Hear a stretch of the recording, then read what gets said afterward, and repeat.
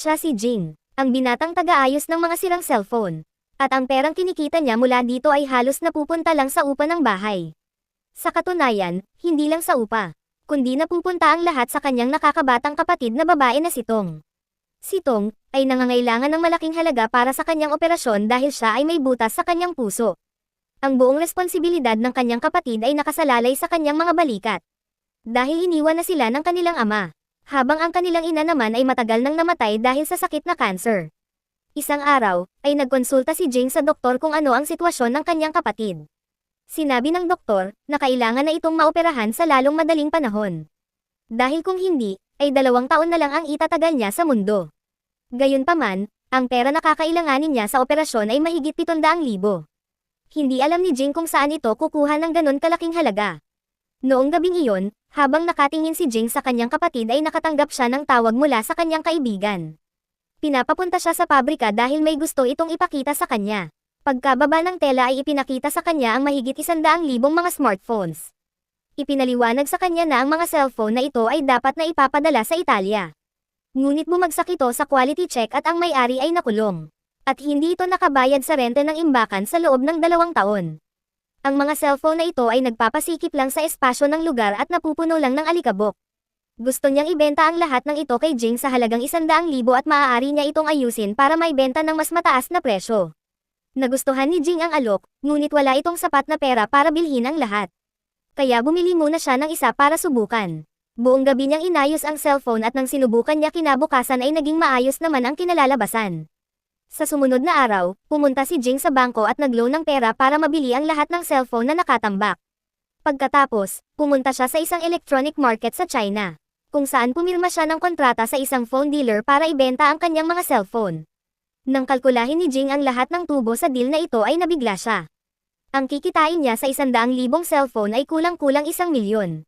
At ito ay sapat na, para mabayaran ang operasyon ng kanyang kapatid. Tuwang-tuwa at excited si Jing na sinundo ang kapatid sa paaralan. Dahil pakiramdam niya ay nalutas na ang lahat ng kanyang mga problema. Ngunit tulad ng alam mo, pag ikaw ay sobrang saya ay asahan mo na may kapalit itong kalungkutan. Makalipas ang 2 linggo, isang napakasamang sorpresa ang sumalubong kay Jing. Ang gobyerno ng China ay nag-utos na pinagbabawalan na ang pagbebenta ng mga mumurahing cellphone sa bansa. Dahil sa dumaraming mga electronic waste, galit na pinuntahan ni Jing ang dealer, at pinaalala sa kanya ang kontrata na bibilhin ang lahat ng kanyang mga smartphones. Ngunit galit din na sinabi sa kanya ng dealer, na walang kontrata ang mas hihigit pa sa batas at pinagbabawalan na rin siyang bumili ng mga smartphones. Labis na nalungkot si Jing, at naisip niya na paano na ang pera na gagamitin niya para sa operasyon ng kapatid. Bukod pa rito, ay kailangan pa niyang bayaran ang kinuhang loan sa bangko. Nawalan na siya ng pag-asa sa mga nangyayari sa kanyang buhay. Ngunit, bigla siyang nakaisip ng mas magandang ideya. Kinabukasan, agad siyang pumunta sa kumpanya ng parehong brand ng smartphone. At dito ay pilit niyang kinakausap ang manager na makipag-deal. At inalok na sa kanya na lang sila bumili ng mga parts ng cellphone sa murang halaga, na magagamit ng kanilang kumpanya sa pag-aayos ng mga smartphone para ibenta sa internasyonal na merkado.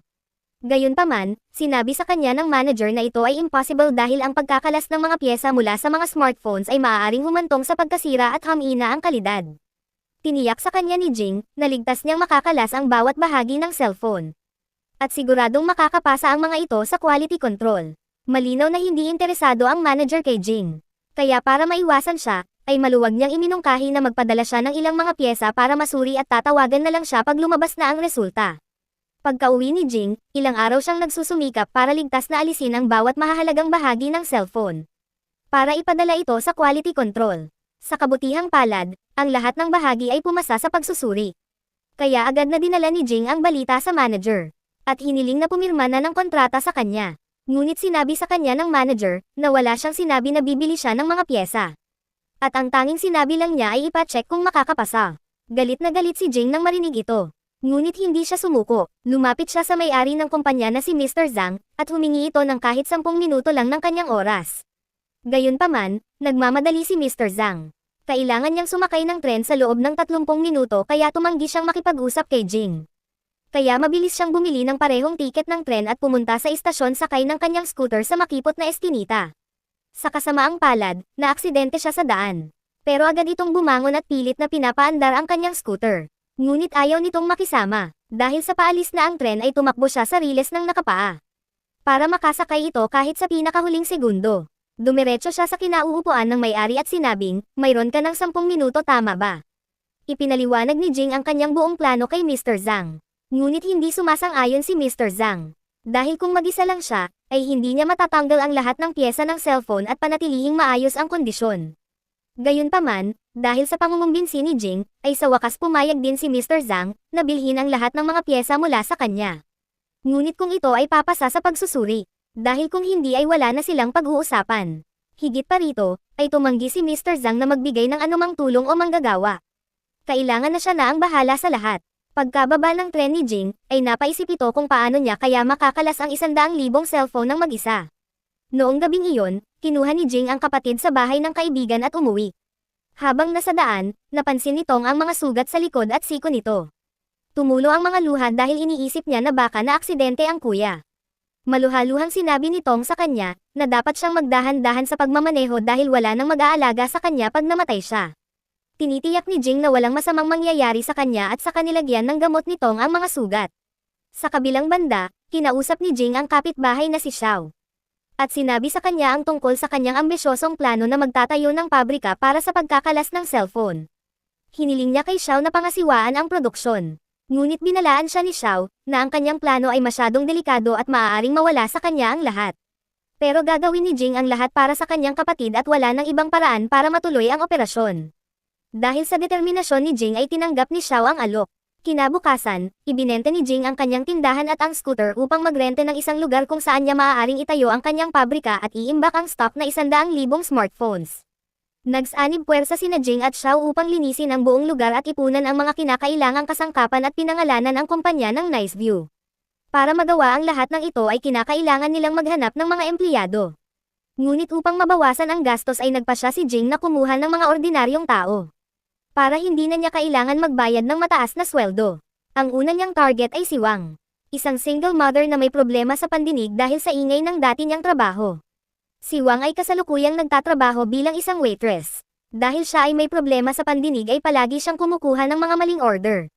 Kaya palagi itong pinapagalitan. Pero sa kabila nito, si Wang ay may konting kaalaman sa teknolohiya kaya inalok siya ni Jing ng trabaho at masaya naman niya itong tinanggap.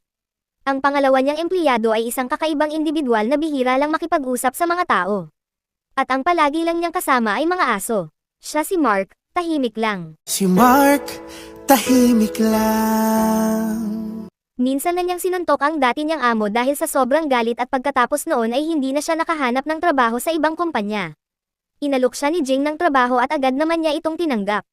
Pagkatapos nito ay kumuha pa si Jing ng 2 gamer boy na walang pakialam sa mundo kundi ang maglaro maghapon. Sinanay niya ang lahat ng kanyang empleyado ng may dedikasyon at tinitiyak na hindi masisira ang bawat pyesa. Nang kumalat ang balita na si Jing ay naghahanap ng empleyado ay ilan sa mga senior citizen na kapitbahay niya ay nagpasya na tulungan siya dahil naiinip na sila sa bahay. Masaya si Jing nang makita iyon. At nang sumunod na araw lahat sila ay nagsimula ng magtrabaho. Gayunpaman, walang sapat na pera si Jing na bayaran ang kanilang mga sahod kaya nagtrabaho muna siya bilang tagalinis ng bintana. Sa araw, walang sawang nililinis ni Jing ang mga bintana. At sa gabi naman, ay magdamag niyang hinihiwalay ang bawat pyesa ng mga cellphone. Dahil sa kanyang determinasyon ay itinutulak ni Jing ang sarili sa kanyang limitasyon. 20 oras na pagtatrabaho at 4 na oras lang na tulog araw-araw. Ang tanging layunin niya ay madugtungan pa ang buhay ng kanyang kapatid. Isang araw, sa labas ng pabrika ni Jing, ay may grupo ng mga kalalakihan na gustong saktan si Wang. Dahil gusto nila na bawiin ang kasong isinampa niya sa dati niyang amo na naging sanhi ng pagkawala ng kanyang pandinig. Gayunpaman, hindi pumayag si Wang na iurong ang kaso kaya bigla siyang sinampal ng lalaki sa muka. Dahilan ng pagkadurog ng kanyang hearing aid na isang mahalagang regalo mula sa kanyang anak. Nang masaksihan ito, agad na tumakbo si Jing patungo sa lalaki at saka binigyan ng malakas na flying kick. Tumilapon ito at tumawag ng resback sa mga kasamang gangster. Nakita din ito ng mga empleyado ni Jing, kaya sabay-sabay din silang sumugod para tumulong. At humantong ito sa rambulan ng 2 grupo. Sa sandaling iyon, si Mark ay tahimik lang sa gilid. Nang sumali na siya sa rambulan ay mabilis lang niyang pinabagsak ang mga kalaban. Sinabi ni Jing na ayaw na niyang makita ang mga pagmumukha nito. Ngunit lumapit si Wang na may dala-dalang palakol. Sa tindi ng kanyang galit ay gusto na niya itong pagpapatayin. Sinubukan nilang pigilan si Wang. Para kumalma ay nangako si Jing na aayusin niya ang kanyang hearing aid. Pagkalipas ng ilang araw, isa sa mga empleyado ni Jing ang ikinasal. At si Jing ay umakyat sa entablado upang magbigay ng isang taos-pusong talumpati bilang parangal sa bagong kasal. Nang maglaon, habang nakikipag-bonding sa mga kainuman ay tinanong siya ni Xiao kung mayroon ba siyang plano para sa kanyang sarili. Ngunit ang sinabi lang ni Jing, na ang tanging gusto niya lang sa buhay ay makita ang kanyang kapatid na lumaki. Gayunpaman, hindi pa nagtatapos ang problema ni Jing. Pagkatapos ng party, pag-uwi nila sa bahay ay nakita niya ang isang sulat galing sa may-ari ng bahay na nagsasabing dapat na niyang bayaran ang 4 na buwan nilang renta para mabuksan ang pinto. Tinangka ni Jing na buksan ito gamit ang kanyang susi ngunit pinalitan na ng may-ari ang lock. Sinubukan ni Jing na pakiusapan ang may-ari na buksan ang pinto ngunit hindi siya nito pinagbigyan. Ngayon ay hindi alam ni Jing kung saan sila matutulog ng kanyang kapatid sa ganitong oras. Kaya pumunta sila sa bahay ni Xiao para magpalipas ng gabi. Dahil sa desperado ay galit na sinugod ni Jing ang kaibigan na nagbenta sa kanya ng mga cellphone. Dahil may utang pa ito sa kanya na 2,000 na ilang buwan nang hindi nababayaran. Pinagsusuntok muna ito ni Jing bago kunin ang pera sa kanyang bulsa. Kinabukasan, papasok na si Jing sa trabaho habang ang kapatid ay mananatili muna sa kanyang pabrika dahil ayaw na niyang maabala si Xiao. Naaawa si Jing sa kanyang sarili dahil hindi niya man lang kayang bumili ng kama para sa kanyang kapatid. Kaya nagtrabaho siya ng husto na halos hindi na ito natutulog. Nakakabawi lang siya ng tulog pag nasa biyahe pa uwi. Ang bawat sandali para sa kanya ay mahalaga kaya wala itong sinasayang na oras para sa kanyang layunin. Isang gabi, nakaidlip na si Jing sa lamesa kaya ginising siya ng kanyang kapatid dahil may narinig siyang kakaibang ingay sa labas. Lumabas si Jing upang mag-imbestiga. Nakita niya ang 2 lalaki na ninanakaw ang mga nakastock na cellphone at kinakarga na sa truck. Nang makita, agad na tumakas ang mga magnanakaw kaya tumalon siya sa truck pero sumabit siya sa bintana at nakipagbuno sa mga magnanakaw. Dahil dito ay nawalan ng kontrol ang nagmamaneho kaya tumilapon sila sa labas ng truck. Na naging resulta ng matinding pinsala sa mga daliri ni Jing. Tumakas ang driver ngunit nahuli naman ni Jing ang isang kasama. Pinakiusapan niya ito na ibalik ang mga ninakaw. Sa sandaling iyon, ang kanyang kapatid na babae ay pumunta sa eksena. Nang makita niya ang mga sugat ng kanyang kuya ay labis itong nalungkot.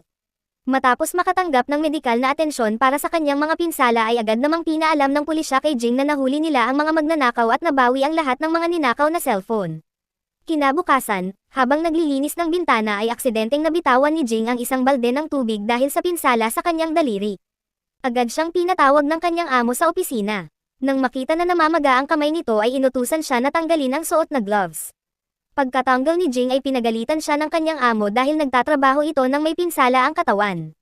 Sa kabila ng pakiusap ni Jing, ay walang puso pa rin siyang tinanggal sa trabaho pero binigyan pa rin siya ng 3 araw na sweldo. Ngayon ay hindi na alam ni Jing kung paano mababayaran ang rente ng pabrika at ang kanyang mga empleyado. Lalo na ang operasyon ng kanyang kapatid. Ang may-ari ng nirentehang pabrika ay nagbigay ng 3 araw na palugit upang makapagbayad dahil kung hindi ay pauupahan niya ito sa iba. Wala nang ibang pagpipilian si Jing kundi ang puntahan ang manager ng kumpanya. Kahit na napakalakas ng bagyo ay tumayo siya sa harap ng kotse nito at sinabi na kung pwede ay kukunin na niya ang paunang bayad para sa mga piyesa ng cellphone. Gayunpaman, ay ininsulto lang siya nito. At sinabing sobrang ambisyoso mo kasi. At pagkatapos ay pinalabas siya ng kotse. Pinanghihinaan na ng loob si Jing. Nagpalipad siya ng gabi kasama ang kapatid sa bahay ni Xiao. Habang ang bagyo ay patuloy na humahampas sa lungsod ng buong gabi. Kinabukasan, habang papunta si Jing sa kanyang pabrika ay nadatnan niya na dinurog na ito ng bagyo. Nakaramdam siya ng kawalan ng pag-asa at pagkabigo. Dito ay makikita natin si Jing na malungkot na nakaupo sa gilid ng daan. At sa sandali din na iyon, ay dumating ang mga empleyado upang magtrabaho. Ngunit humingi ng tawad si Jing sa kanila dahil sarado na ang pabrika at wala na siyang pera para bayaran ang kanilang mga sahod. Ngunit nagulat si Jing sa kanilang mga sinabi, na hindi lang sila basta-basta empleyado dahil sila ay magkakapatid. At maaaring magbayad sa kanila ng sweldo kapag siya ay nakakaluwag-luwag na. Dahil alam nila kung paano siya nagsusumikap. Nagpasalamat pa sila dahil sa unang pagkakataon ay may tao na nagtiwala sa kanila upang magtrabaho. Tinitiyak nila kay Jing na makukumpleto ang kanyang order kahit sa kani-kanilang bahay na sila magtatrabaho. Ito ay lubos na nagpataas sa moral ni Jing. Pagkatapos ay kinarga na nila ang mga stock ng cellphone sa truck at dinala ang mga ito sa kanilang mga tahanan. At sinimulan na nila itong kalasin. Pagkatapos ng mga buwan na walang kapagurang pagsisikap ay sa wakas. Ang lahat ng trabaho ay natapos na. At agad na pinadala ni Jing ang mga pyesa para sa pagsusuri ng kalidad. Gayunpaman, ay natatakot pa rin siya kung ano ang kanyang gagawin kung sakali na ang mga pyesa ay bumagsak sa pagsusuri. Si Jing at ang kanyang mga empleyado ay kinakabahang naghihintay sa resulta. At pagkaraan ng ilang minuto ay pinatawag sila sa opisina ng CEO na si Mr. Zhang. Binabati ni Mr. Zhang si Jing sa pagkumpleto ng kanilang order sa tamang oras. Bago pa ipaalam sa kanya na 87% ng mga pyesa na pinadala niya ay nakapasa sa quality control. Masaya ang lahat sa narinig at tumulo ang mga luha sa kaligayahan na nararamdaman. Ngunit ang kwento ay hindi pa nagtatapos doon. Lubos na humanga si Mr. Zhang kay Jing. Kaya nag-alok ito sa kanya ng isang kontrata na nagkakahalaga ng 5 milyon upang magtrabaho sa kanya sa loob ng 2 taon. Kinakabahang nagtanong si Jing kung maaari ba siyang makakuha ng paunang bayad sa pagkakataong ito. Ngumiti lang si Mr. Zhang at sumang-ayon. Pinipigilan ng buong grupo ang kanilang mga emosyon habang papasok sa elevator. Ngunit pagdating nila sa loob ay nagsisigaw na sila sa sobrang tuwa. At sa wakas ay napagamot na ni Jing ang kanyang kapatid. Lumipat ang eksena pagkalipas ng 6 na taon. Ang kumpanya ni Jing na Nice View ay patuloy na umunlad at ginawang bilyonaryo si Jing. Ngayon ay makikita natin siya sa isang entablado na naglulunsad ng isang bagong produkto para sa kanyang kumpanya. Siyempre, kasama din dito ang mga dating empleyado na hindi siya iniwan sa oras ng kagipitan. Na ngayon ay yumaman na rin katulad ni Jing. At dito na nagtatapos ang ating kwento. At ang pamagat ay nasa description. Kung nagustuhan mo ay maaari ka bang mag-subscribe. At maraming salamat mga idolo.